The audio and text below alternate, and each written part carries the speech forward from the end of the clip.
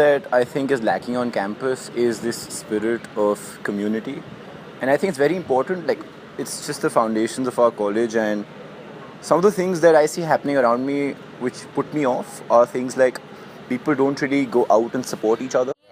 The residence life policy, possible solution to that is that we make non-access the same time as quiet hours, because the common room and the library get really crowded, especially when it's crunch time during midterms and some exams, and it's easier to work in the rooms.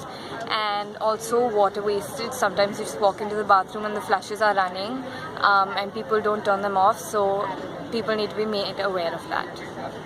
Better, more stable Wi-Fi, because that's very irritating. HOR should really fix the gap between the students and the admin that's growing right now.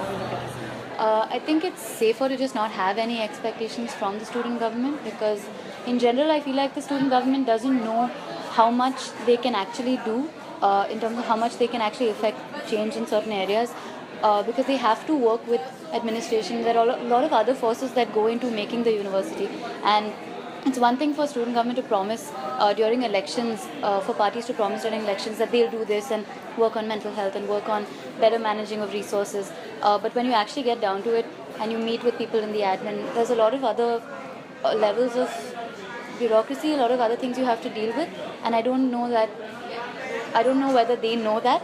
So sometimes it's safer to just not have a lot of expectations from the student government, because I don't think they know how much power they have and how much they can execute the things they want to execute.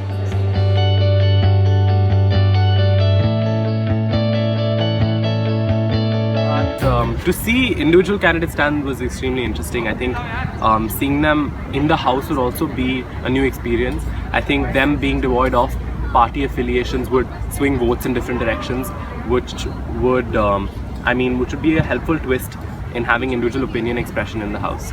As per the new party on the block, Samiti, I don't quite know too much about Samiti, but I think they've done well for themselves this elections. I think one thing that I do feel is that they need to think a lot more before they say something, but I'm sure they'll learn. I think they have a long way to go. And as per the members, I think Zohib is great. He worked really well last year. Shrey also, I know him quite well, and he seems like a really smart kid, so I'm sure they'll be great. And I hope the house does way better than we did. So about Samiti, I think it's really interesting because they came up with their own set of issues which they thought were relevant. And although a lot of us may not agree with what they think, what I'm looking forward to is probably how they managed to hold their own in the house, how they managed to make those issues relevant. And I think there's a certain level of energy that comes with being a new party, and last time the house is extremely well organized that way, because we had certain fixed parties, and even though we didn't vote according to party lines, there was a sort of structure. This time I think with more individual candidates and with a party like Samiti with very fixed issues on their agenda, it should be interesting, but I hope they manage to make themselves relevant. And honestly, as far as Samiti is concerned, their ideology or what are the issues that they care about is still not clear. Yeah. But I can probably talk about the three candidates who are in. 2 out of 3 because I don't know Shrey much. But Zohaib, I've known him from the previous house, and I've also briefly seen him on the football field. The sense that I get is he's an excellent go-getter. I mean, if he really channelizes his energies well, he can help the house crucially in pushing for certain decisions. Pixie, from the brief interaction that I've had with him, he can really help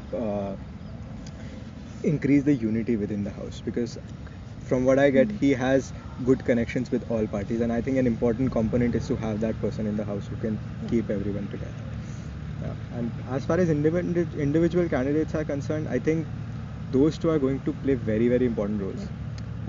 One, Shrishti Bansal, I think one of her main issues was about managing the freedom responsibly, and because it's coming from her, and because she put it forward so passionately, she's the one who has been pushing for the residence life policy, I think, the hardest. I think that particular issue will come to light, and it can really gain some momentum. Arushi, from her speeches, I guess she's going to be really focused on academics, although I think Manjari did an excellent job. Yes. Because Arushi is passionate mostly about that particular segment, I hope we see some good changes.